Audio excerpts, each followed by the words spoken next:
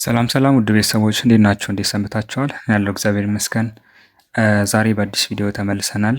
እንግሊዝኛ በአማርኛ መማር ለምትፈልጉ ልጆች እንዲሁም አማርኛ እንግሊዝኛ ዋናው መማር የምትፈልጉ ልጆች በዚህ በሰበዝ አካዳሚ ዩቲዩብ ቻናል ቪዲዮ እንለቃለን። እየገባችሁ መማር ትችላላችሁ። ማንኛውም ጥያቄ ሀሳብ ካላችሁ ደግሞ መጠየቅ ትችላላችሁ። ኮመንት ላይም ቴሌግራም ላይም ደስ ባላችሁ። እንዲሁም መማር ለምትፈልጉ ደግሞ በዚህ ስልክ ባስቀመጥኩላችሁ ስልክ ቴሌግራም፣ ኢሞ እና ዋትሳፕ ደስ ባላችሁ እየደወላችሁ መማር ትችላላችሁ። የዛሬው ትምህርታችን የቤትና የዱር እንስሳትን ስሞችን እንማራለን ማለት ነው። በአማርኛና በእንግሊዝኛ ከግራ ወደ ቀኝ ጽፌላችኋለሁ ማለት ነው። እንዲሁም ስዕል አለው። ስለዚህ ስዕሉን በማየት እናንተ በቀላሉ መረዳት ትችላላችሁ ማለት ነው። በጣም ቀላል እና ግልጽ በሆነ መንገድ ነው የጻፍኩላችሁ። እንድትከታተሉ ይጋብዛሉ። በመጀመሪያ ግን ቪዲዮውን ከመጀመራችሁ በፊት ላይክ፣ ሰብስክራይብ እና እንዲሁም ሼር እያደረጋችሁ መማር ለሚፈልጉ ልጆች አድርሱ። የመጀመሪያው ዶግ ነው። This is a dog and here is a picture of dog. So how we write dog? D-O-G dog. እንደገና ደግሞ እዚህ ጋር በአማርኛ ዶግ ብዬ ጽፌላችኋለሁ ማለት ነው። ትርጓሜ ምን ይሆናል? ውሻ ይሆናል ማለት ነው። and here is also a cat. C-A-T ካት ይሆናል ማለት ነው ሲነበብ C-A-T ካት። በአማርኛም ካት ብዬ ጽፌላችኋለሁ። እንዲሁም ደግሞ ድመት ይሆናል ማለት ነው ትርጉሙ። በአማርኛ እዚህ ጋር ድመት ብዬ ጽፌላችኋለሁ። ካው ደግሞ ሲጻፍ ምንድን ነው የሚሆነው? C-O-W ካው ይሆናል ማለት ነው። ላም ማለት ነው። ካው በአማርኛ እዚህ ጋር ጽፌያለሁ።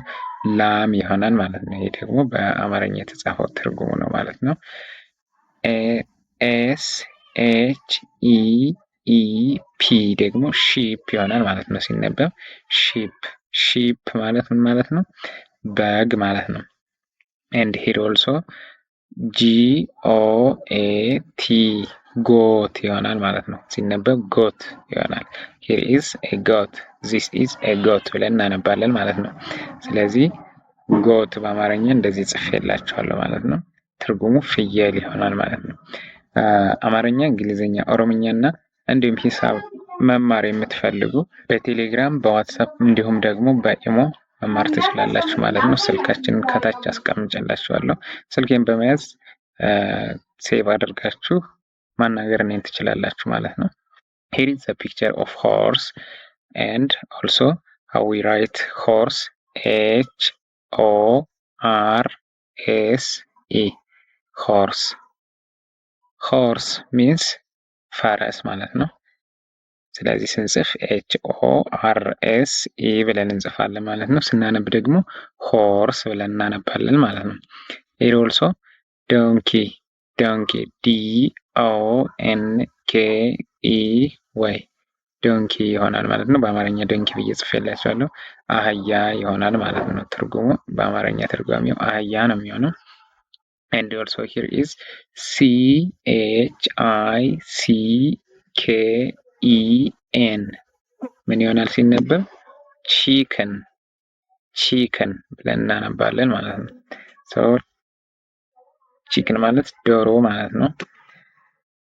and also here is the picture of rabbit.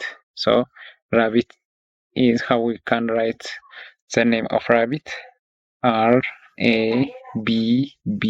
R-A-B-B-I-T and also I wrote here rabbit in Amharic. በአማርኛ እዚህ ጋር ጽፌላችኋለሁ። ጠንቸል የሚል የአማርኛ ትርጓሜ ይኖረዋል ማለት ነው። ጠንቸል here also pig P-I-G and also the picture of pig is here. pig አሳማ። መማር ለምትፈልጉ ከታች ስልካችንን አስቀምጠንላችኋል። እየደወላችሁ እኛን ማናገር ትችላላችሁ ማለት ነው። በኦንላይንም በአካልም መማር ትችላላችሁ ማለት ነው።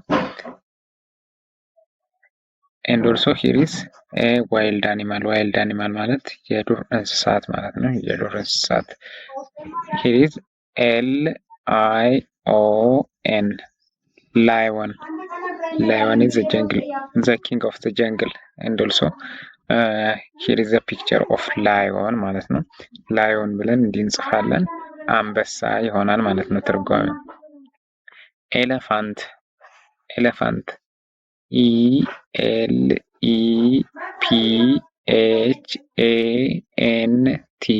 and also here is a picture of elephant. so elephant ብለን ስንጽፍ እንደዚህ እንጽፋለን ማለት ነው። elephant ዝሆን ይሆናል ማለት ነው የአማርኛ ትርጓሜው። TIGER ደግሞ tiger. tiger. here is a picture of tiger and also here is the name of tiger, right? here is a picture of tiger. tiger ብለን ስንጽፍ ያው አማርኛው እንደዚህ ይመስላል ነብር ይሆናል ማለት ነው።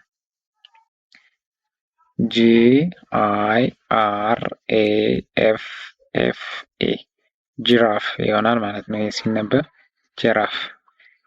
here is a picture of giraffe and also here is the name of giraffe.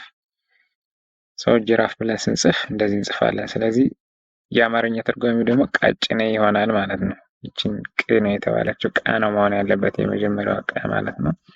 ስለዚህ ቀጭኔ ጅራፍ ትባላለች ማለት ነው። here also ZEBRA zebra ይሆናል ማለት ነው። here is a picture of zebra and also the name of zebra is here.